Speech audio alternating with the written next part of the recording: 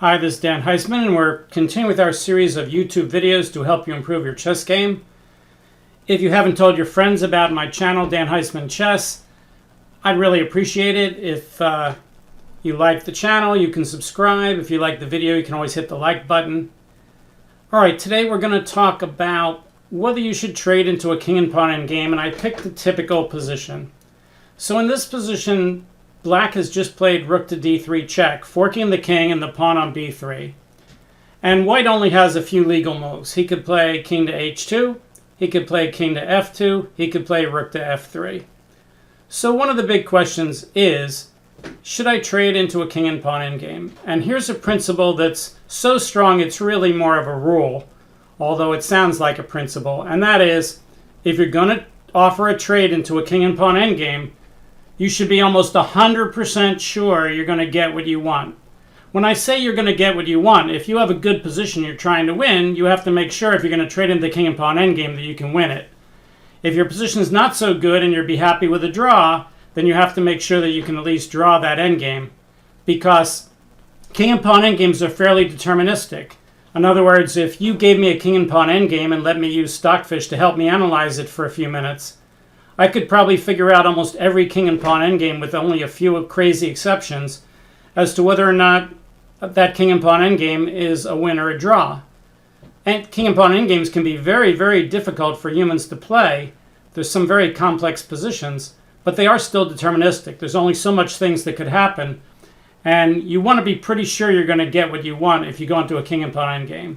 So what's the most important parameter in determining whether White should offer the king and pawn endgame? Well, of course, it's the material balance. In this position, White has a king, a rook, and 5 pawns. Black has a king, a rook, and 6 pawns. If White plays rook to f3 and gives Black the opportunity to play rook takes f3 and trade the rooks off the board into a king and pawn endgame, then Black would have an extra pawn in the endgame. Now, when there's only one pawn on the board, if it's king and 1 pawn against king, there's a lot of winning positions, there's a lot of drawn positions. If you don't know which were which, go back and see my 2-part video, King and Pawn against King, because you want to know those things cold. But when there's lots of pawns on the board, that's different. In fact, I have another video called King and 2 pawns against King and 1. I have another video called King and 5 pawns against King and 4.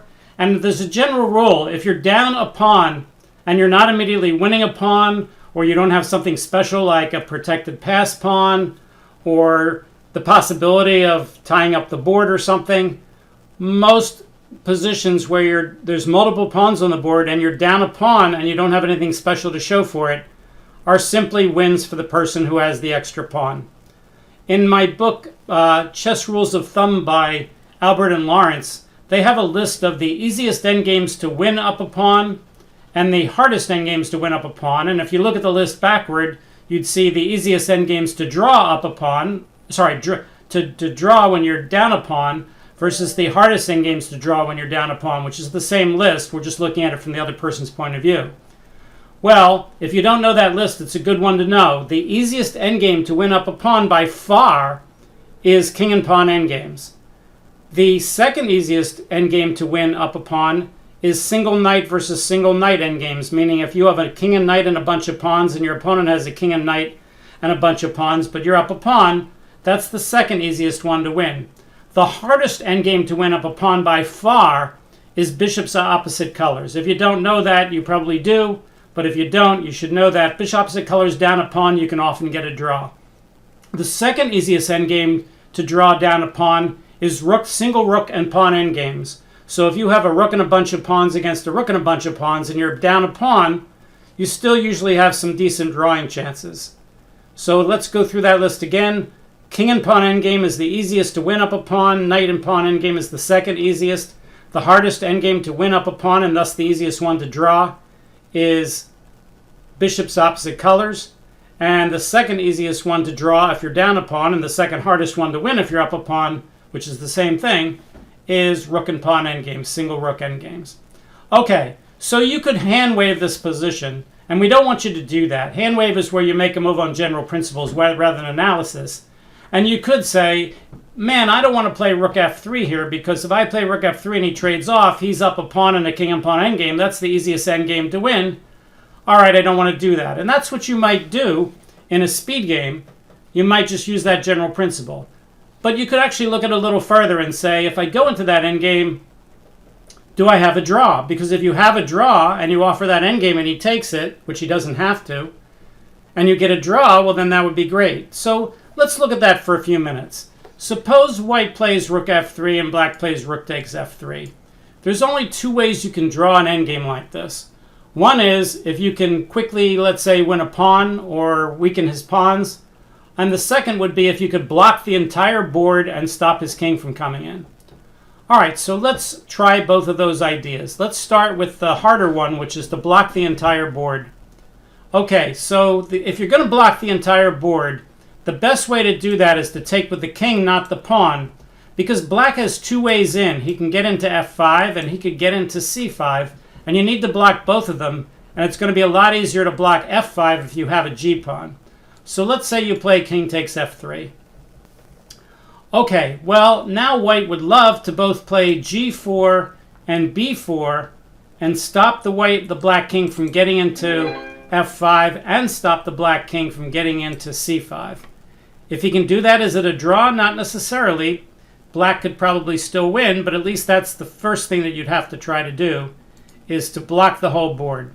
Well, it's black's turn first. Let's say black plays a5 to try to stop white from playing b4. Well, then white can play g4. And now black can't take the pawn because white can take with the king and then win the pawn here, and then maybe he has a chance to draw. Let's ask Stockfish if black can still win this position after a5. Mr. Stockfish, take a look. He'll look pretty easily. He says, nah, black will still break through. He says, just play h4, and let's play this. King here, king here, king here. You're waiting to go to d4 when black is threatening to play c5. So king here, king here, king here, king over d7, king e3 here, and now we're ready to come up. King d4, and now black simply says, all right, I'll just play b5 and make that break move. Okay, well, we can see this is a problem for white. If he moves the king back, black will bring his king up and win. But if he takes the pawn, then black's in. Because if white tries to stop that, black can just play king c5 and white's in Zugzwang. He has to give way, and then black comes in, white plays here. And now if worse comes to worse, black could just trade off these pawns and win with his protected passed pawn. He could also even go back and even play something maybe even like this, although this is harder. Computer says pawn here, pawn takes, king here, and you queen first. That's not as easy. But anyway, black is winning here if he plays h4. If he goes back and he plays h takes g, we just said king takes, maybe we could get this pawn, but now it's the protected passed pawn against the outside passed pawn. And black simply says, I'll go there. And white can't take the pawn because he'll go back. But if white tries to come over and get the pawn, that gives black the time he needs to come here. And after king takes d4, king to f5 or even h5. And now white's going to lose this pawn and he'll lose anyway. So it turns out all these tricks just don't work. And that's to be expected. When black has that extra pawn, he has all these things he can do. Well, okay, so a5 here probably wins for black. What if black doesn't play a5 and lets white play b4? Suppose black plays king f7 and white says, oh, great, I can play b4 here. Is that enough to get him a draw? No. Stockfish says the black's still winning. He says h4 wins pretty mundanely. For instance, h4, king g4, king g6, b5. Black again simply says, go get my pawn. White says, okay. Black says, no, you don't. I'm going to win this pawn on the way, and I win anyway. So what we're seeing here over and over is that if you offer the trade here, and you take with the king and you try to block the position, you can't do it. And that's to be expected. White only has 5 pawns. That's not enough to block up the whole board. It's close, but not enough. And he can't draw by simply playing king takes and then playing like g4 and b4. Okay, if you don't believe me, you can set up the position with the engine yourself. All right, let's turn off the engine for a moment. Let's try the second line, which is, what if you take with the pawn, and then you try to break up these pawns before the king can come up? Does that work? Well, king to f7. And now, would you rather play f4 or would you rather play h4? Turns out it doesn't matter much. Let's say you play, I don't know, f4. And black just says, all right, I'll guard my pawn with my king. It should be clear that white's dead lost here. Black is simply threatening to play something like, you know, king to f5, winning immediately. And if white takes here and black takes, black has access to f5 and then can take the pawn, and this game is over. But what else could white do? He can't stop the king from coming into f5. How about if you try h4 to break up the pawns that way first? Well, same kind of thing. King here. Now, if white does nothing, black can play king here. If he takes the pawn and he takes, now black has two passed pawns, and white can't stop both of them. For instance, f4 check, king f5. If he plays king h4, black can just play king takes f4. But if he plays king f3, we start pushing one of them. And he says, all right, I'll just wait. And then black says, all right, I'll push the other one. And white says, I'll just wait, push one so I can take it. And black says, all right, I'll push one so you can take it. h3. White says, oh, but I can take it. Black says, well, if you want to stop this pawn too, you better get inside the square. Here's our little square here. And white says, well, I can get inside the square, but then you'll queen the other pawn. And black says, well, of course, you can't stop both passed pawns. So, after rook f3, rook takes f3, g takes f3, simply bringing the king up is going to win because the king's going to come up to f5 and just win the game. And breaking up the pawns with h4 or g4 just doesn't work. So, we're now seeing that if white plays rook to f3 and black plays rook takes f3, he's just winning. Is it trivial? It's not trivial, but it's not that hard either. You don't want to play these positions real fast and just throw away the win. You want to keep calculating on every move. But it's not that hard to win a king and pawn endgame up a pawn if you're careful and if you calculate. But you don't want to hand wave. All right, so what happened in the game? All right, so my student was playing white, and he got to this position, and he purposely had played rook f6. And now he realized he has three moves, king f2, king h2, and rook f3. If he was completely hand-waving the position with all the information, he had, I think, 16 minutes left on his clock with a big increment, maybe a 45-second increment. If he was completely hand-waving, he could have said, well, I can't play rook f3 because after rook takes f3, I'm in a king and pawn endgame down a pawn, and that's probably just losing, but that's not a good way to do it. He wants to really calculate to see if that is true. If he's not sure, then the answer is, well, then you have to assume you are losing. You don't want to assume anything. You want to figure it out. Okay, so he could have taken time to figure it out, or he could have hand-waved and played fairly quickly and said, I don't want to play rook f3. I better keep my pieces on the board. Between king h2 and king f2, it's pretty clear. King h2 puts the king in the corner, puts it out of the way. King f2 is toward the center. It's more active. If you only had a choice between king h2 and king f2 and you wanted to hand wave, it's clear that king f2 is a much better move. I have an earlier video called Piece Domination and Move Domination. This is a case of move domination. The move king f2 pretty much dominates the move king h2, so you really don't have to analyze king h2 very much. You could just figure that king f2 is a lot better than king h2 unless you see some sort of tactic for black. So what my student did is he said, oh my goodness, he's forking my pawn on b3. The only way to save it is to play rook f3. Then he said, but if I play rook f3, if he trades rooks, can I save the endgame? And he said, yeah, I think so. He says, my king is closer to the pawns. Maybe I can draw the endgame, but if I lose that pawn, I'm probably losing the game. So he fairly quickly played rook f3. In fact, he had a 45-second increment, and he only took 43 seconds for the move, so his clock actually went up by 2 seconds. So it went from having like 15 minutes and 50 seconds left to like 15:52. But now he has 15 minutes and 50 seconds left with a 45-second increment in a dead lost king and pawn endgame. And I think in the game it went rook takes f3, g takes f3, king f7, f4, king g6, and he resigned. So he only played 1.5 moves after he traded rooks, and he resigned. But he could have figured that out. He didn't. He hand-waved it. He admitted that. he admitted that he didn't really try to figure it out, but once he got here, he realized, oh, I'm just dead lost.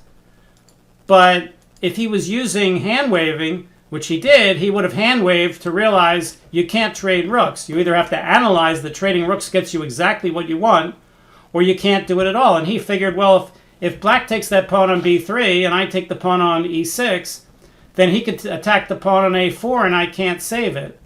Well, that's sort of true, but it's better to be in a bad rook and pawn endgame than a dead lost king and pawn endgame.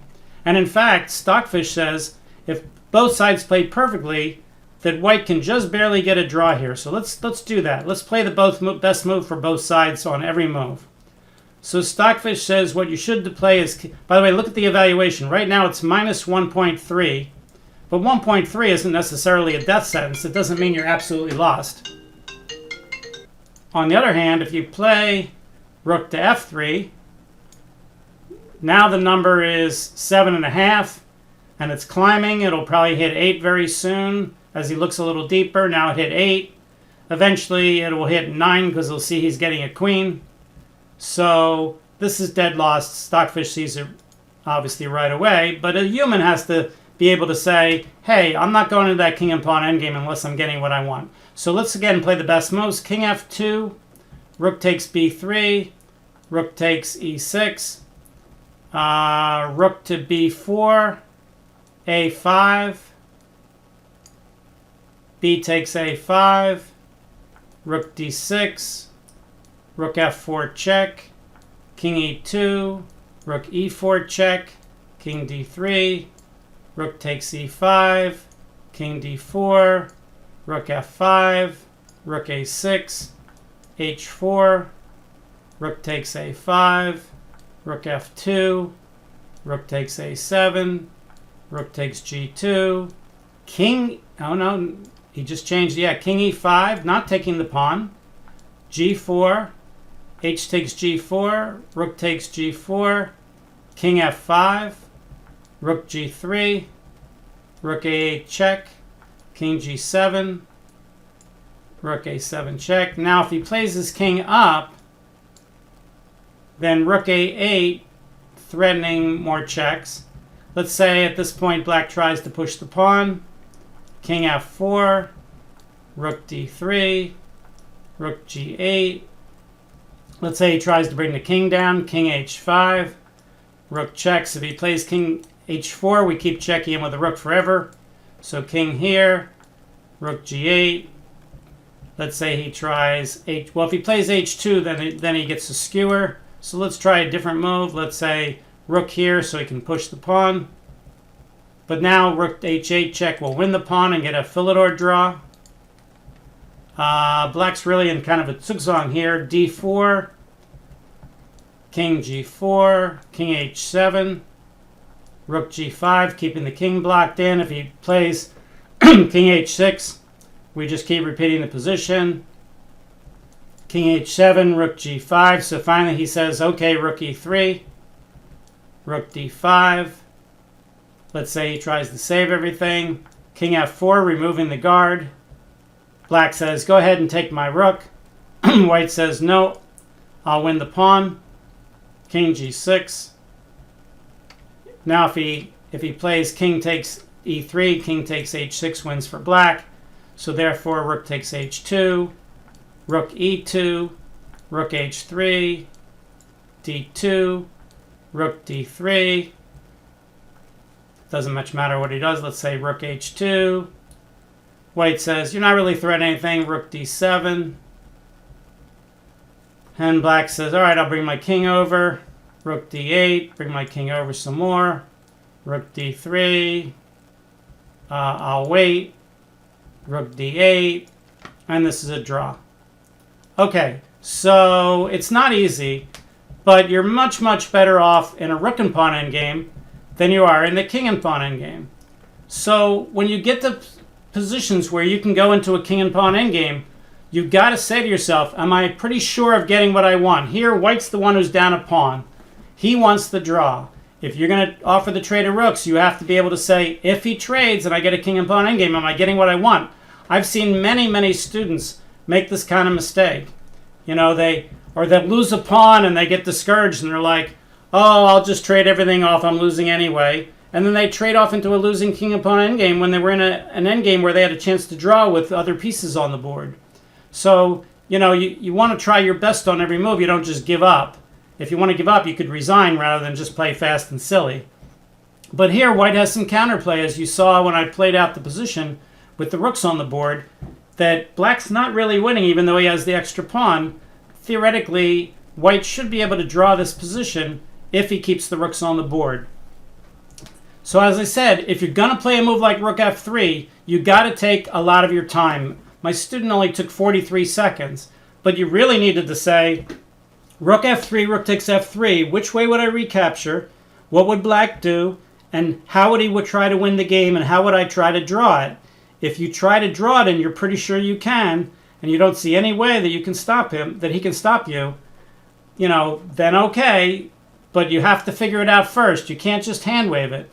This is a really good example where if it's a speed game and you want to hand wave it, then you're never going to play rook f3. The only time you're going to play rook as f3 is if you don't hand wave it. Because the principle would tell you don't trade when you're losing, and especially don't trade into king and pawn endgames when you're losing. So here, playing by principle would tell you don't trade the rooks. Well, is the principle always right? No, sometimes you can trade the rooks and get the draw, but you wouldn't do it without calculating. All right, I know I'm saying this over and over, but I see this mistake so many times. I'm convinced that a lot of amateurs know these things, but they don't apply them. They don't think about them when they're playing. They don't sit there and say, boy, if I play rook f3, let's see if I can work this out to get a draw. They might say, if I play rook f3, rook takes, king takes, I'm not able to figure that out. It's too complicated. There's too many moves. Or if I play rook f3, rook takes, pawn takes, I have no idea whether I'm drawing or not. It's too complicated. Well, if you want to hand wave that way, you're going to have to not trade rooks. But if you're going to do that, you want to learn how to analyze. You want to take your time. And, it wasn't that hard in the game. Let's look at the game's continuation again. Rook takes, pawn takes. Surely black's going to bring his king up. He's not going to win without his king. King up. And now white says, oh, I can break up the pawns. And black says, all right, you're threatening to take my pawn. I won't bring your king up. I'll just bring my king up. This isn't that hard to see that white's completely lost here. We could turn off Stockfish. We don't need Stockfish for that. Yeah, and my student did resign here, but I asked him how hard would it have been to look those extra 3 ply ahead to see that your idea just didn't work. And he said, well, yeah, it would have taken me several minutes to probably figure that out. And I said, but that would have been several minutes well spent. If you didn't want to spend the several minutes, then just, move your king, trade off the pawns, maybe you'll lose another pawn, and maybe end up losing this game, but at least you don't trade into a dead loss position without calculating it. So let's review what we've talked about today. One is king and pawn endgames are fairly deterministic. They're either winning or they're drawing. They're not unclear. It's not like white has a slight advantage. There's no such thing to some extent as having a slight advantage. Either you're winning or you're not. Yes, early in the game you could be up 0.2. And yes, in a king and pawn endgame, originally the computer can say 0.2. But if you let the computer start thinking long enough, it's either going to say 0, 0, 0, there's a draw here, or it's going to say mate in 72. But it's not going to say white's ahead by 0.3. When you have a king and pawn endgame, either somebody's winning or it's a draw, and it should be able to calculate it pretty much right to the end, unless you have one of these very, very rare, very complicated king and pawn endgames. So it's deterministic. If it's deterministic, then either you're going to have to figure it out or you're going to have to avoid it if you're not sure that you're going to get what you want. So again, the principle is never go into a king and pawn endgame unless you're almost 100% sure you're going to get what you want. What does that mean, what you want? If you're better, you want to win. If you're worse, then you want to draw. In an endgame, you're always trying to figure out what are you playing for. In this kind of position, white's clearly playing to get a draw, and black's the one trying to win. Does that mean that among amateurs, white could never win this position? No, if your opponent plays absolutely terrible, horrible, and even though he's up a pawn, he messes everything up and you end up winning the game, that can happen. But theoretically, when you're down a pawn in a position like this, you're happy to go into positions where you get a draw because you're losing. And if your opponent is better, has more material, then he's going to be the one who's going to be trying to win. And similarly, if you play rook f3 and white and black calculates that rook takes f3 is a draw and that white can completely block up the whole position and he can't win, which isn't true, of course, But if black calculated that, then black doesn't have to trade rooks here.